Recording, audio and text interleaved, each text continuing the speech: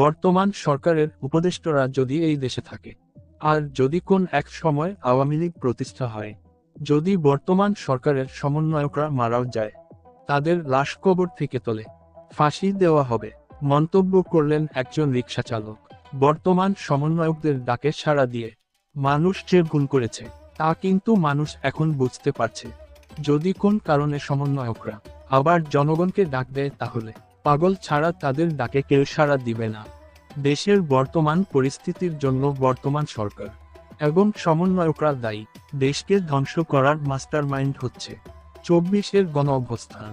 আগে যদি জানতাম দেশের এই পরিস্থিতি হবে, তাহলে তাদের ডাকে কোনোদিনও আমরা সাড়া দিতাম না। এখন আমরা বুঝতে পেরেছি আমরা কত বড় একটা ভুল করেছি। দেশের মধ্যে যে উন্নয়ন হয়েছে তা আপনারা বুঝতে পারবেন মোল্লা কলেজে গেলে।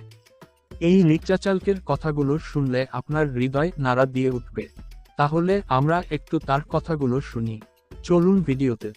মানুষ তো একবার ভুল করছে, মানুষ কি বারে বারে ভুল করবো? মানুষ সমন্বয় ডাকে আবার আইবো, এই ডাকায় মানুষ কি এত পাগল? বর্তমান দেশে যেই সাম্প্রদায়িক দাঙ্গা, মানে যে উগ্রতা, সিরিয়া ইরাকের যে যুদ্ধ, যে গৃহযুদ্ধ, সব কিছুর জন্য দায়ী এই 24 গণঅভ্যুত্থান। ভার্সিটি ছাত্ররা এগুলো উন্নয়নের ছোঁয়া লাগছে। আপনার এরা রীতিমতো ফিজিক্যাল এক্সারসাইজ করে বর্তমানে মারামারি করে খুন খারাপি করিয়া। আগে আপনার ছাত্ররা শিক্ষকদেরকে দেখলে ভয় পাইতো, এখন শিক্ষকরা ছাত্রদেরকে দেখলে ভয় করে। মানে আমাদের এই ইউনুস সরকার যদি পাকিস্তান আর চায় না বলে যে ভারতের বিরুদ্ধে যুদ্ধ করো, এই যুদ্ধে জড়িয়ে যাইব। ওরা যদি এই দেশে থাকে, যদি কোনো রকমে কোনো সময় যদি আবার এই দেশে আওয়ামী লীগ প্রতিষ্ঠিত হয়, যদি এরা মারাও যায়, সমন্বয়করা কবর থেকে লাশ উড়াইয়া হইলেও ফাঁসি দেবে এদেরকে। যদি আগে আমরা জানতাম যে 24 সালের পরে এরকম কিছু হইব, তাহলে আমরা জীবন অগডাকে সারা দিতাম না, ঠিক আছে? এখন আমরা বুঝছি যে আসলে আমরা কত বড় একটা ভুল করছি। আপনার যদি দেশের আগের জায়গায় না নিতে পারেন, তাহলে কঠিন হিসাব দেওয়া লাগবে আমাদেরকে।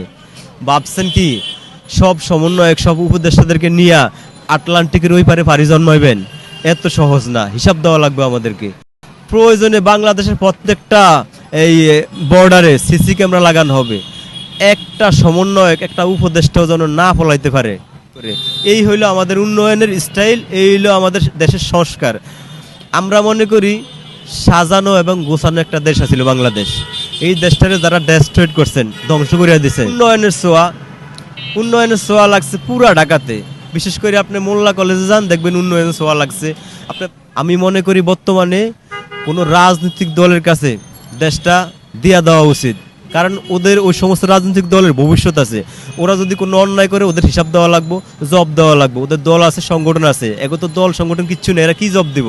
এই জন্য যত তাড়াতাড়ি সম্ভব নির্বাচন দিয়ে এই জায়গার থেকে যাওয়াটাই সবচেয়ে ভালো। এই সমন্বয়করা ভাড়া করে মানুষ আনন্দ লাগবে, এদের বাজার খুবই খারাপ। বর্তমানে আমাদের এই ইউনুস সরকার যদি পাকিস্তান আর চায় না বলে যে ভারতের বিরুদ্ধে যুদ্ধ করো, এই যুদ্ধে জড়িয়ে যাইব।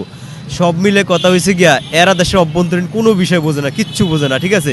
এরা আমাদের দেশটাকে দিন দিন ধ্বংসের দিকে নিয়ে যাচ্ছে। আপনি বর্তমানে ওরা করে কি জানেন? আইপিএলের প্লেয়ারের মতো ওরা ওদের দাম বাড়ায়, ঠিক আছে? মানে সর্বোচ্চ দামে বেচা যাইতে চায়। আপনার বর্তমানে ওনাদের বাজার খুবই খারাপ।